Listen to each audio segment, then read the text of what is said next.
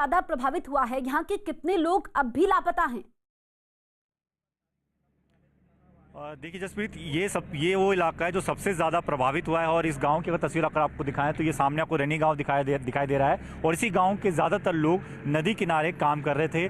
उनमें से काफ़ी लोग जो है अब मिसिंग बताए जा रहे हैं। इस गांव के कई सारे लोग ऐसे भी थे जो कि यहाँ जो सामने डैम था, ऋषिगंगा डैम, जो कि पूरा का पूरा तहस नहस हो चुका है, उस डैम में काम कर रहे थे, वो सभी लोग मिसिंग है। और जो स्थानीय लोग हैं वो लगातार अपनों की तलाश में आगे की तरफ बढ़ रहे हैं। हालांकि यहाँ पर जो NDRF SDRF की टीम है वो अब रास्ता साफ करने की कोशिश कर रही है। देखिए यहाँ पर BRO की टीम पहुँच चुकी है और जो मलबा गिरा है बीच सड़क पर, इसे हटाने की कोशिश की जा रही है। हालांकि जो पुल हुआ करता था यहाँ पर, वो पुल पूरी तरह से टूट चुका है। उस पुल के टूट जाने से जो आगे के जो गांव हैं, चाहे नीति गांव की बात करें, रेणी गांव की बात करें, इन सभी गांव की कनेक्टिविटी पूरी तरह से टूट चुकी है। ये आप देखें कि बिजली के खंभे हों या फिर फ़ोन लाइन हो, सब के सब टूट चुके हैं, तहस नहस हो चुका है। तो कनेक्टिविटी एक तरीके से पूरी तरह से खत्म हो चुकी है उस इलाके की, जिस तरफ की हम तस्वीर आपको दिखा रहे हैं। और ठीक सामने वो डैम था जहाँ पर ये आपको JCB मशीन नज़र आ रही है, जहाँ पर मलबा पड़ा हुआ है। ठीक सामने डैम था, वो डैम पूरा का पूरा तहस नहस हो चुका है। और उसी का ये मलबा है जिसको अब हटाया जा रहा है ताकि कोई वैकल्पिक रास्ता जो है वो तैयार किया जा सके। और साथ ही साथ ये भी सूचना मिली है SDRF NDRF की टीम को कि यहाँ पर भी कुछ लोगों के दबे होने की आशंका है। ऐसे में कोशिश ये की जा रही है कि मलबा को जल्द से जल्द हटा लिया जाए और यहाँ जो लोग अगर दबे हुए हों तो उनको जल्द से जल्द निकाल लिया जाए। बिल्कुल, तो जिंदगियों को बचाने की जंग लगातार जारी है। आप दोनों हमारे साथ बने रहिए।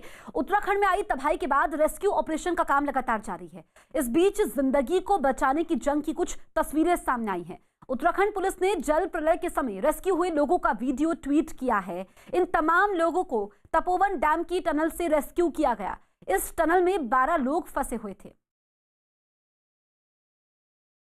पूरे सही सलामत वापस आ गए। किसने निकाला? ITBP ने? ITBP ने। ओके, कितने लोग थे और क्या कंडीशन वहाँ पे रही थी? सब बस में बैठना है, पानी था, छाती तक पानी भरा हुआ था। कितना है बोला? कितना कितने? 4 घंटे। अभी एक आदमी आ रहे हैं। कहाँ पर है? सब ठीक है, हमारे पूरे लोग सब ठीक है। 12 के 12 लोग यहाँ पे ठीक है।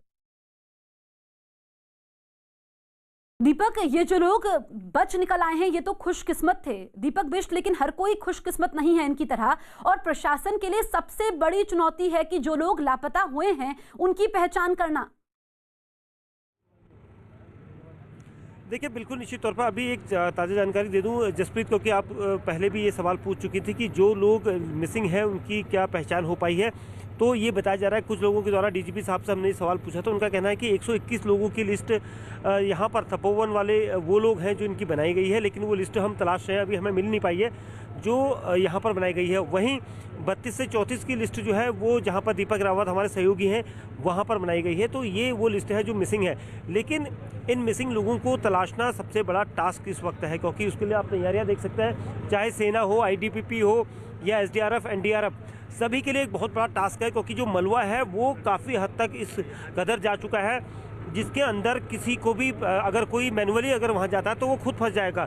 इसीलिए आप दूर तक देख सकते हैं, देखिए जो मशीनें हैं और जो क्रेन है उनका सहारा लिया जा रहा है। वहीं मैं दूसरी तरफ दिखाऊंगा जो हेलीकॉप्टर के सहारे भी, देखिए ऊपर आपको हेलीकॉप्टर दिखाई दे रहा है, ऐसे भी यहाँ पर सर्च ऑपरेशन चल रहा है। क्योंकि जो भौगोलिक रूपरेखा है उसको मापा जा रहा है कि किस तरह से ये सब आया था और इसकी जानकारी देखिए। ये दूसरा हेलीकॉप्टर है जो अब यहाँ पर आया है।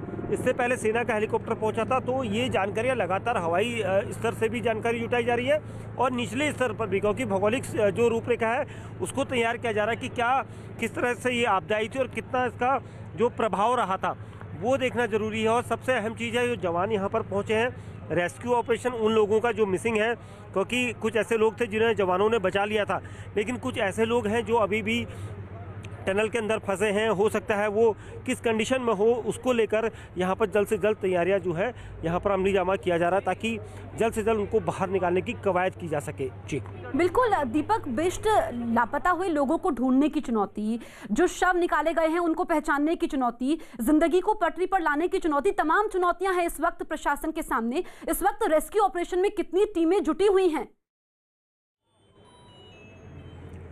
देखिए, जो रेस्क्यू ऑपरेशन है उसमें NDRF की 3 से 4 टीमें यहाँ पर पहुँची हैं और साथ ही SDRF के अलावा जो स्थानीय प्रशासनिक अमला है वो पहुँचा हुआ है। सेना के लगभग सेना के कई जवान यहाँ पर पहुँचे हैं।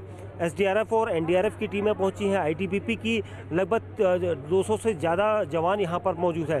तो इतना भारी हमला होने के साथ साथ जो प्रशासनिक अधिकारी हैं वो यहां पर पहुंच रहे हैं, लगातार बातचीत की जा रही है। जो रूपरेखा है, क्योंकि मुख्यमंत्री कार्यालय से सीधे अधिकारियों को ये निर्देश दिए गए हैं कि पल पल की अपडेट जो है उन तक पहुंचाई जाए, इसको लेकर किसी भी सूरत में कोताही नहीं बरती जाएगी।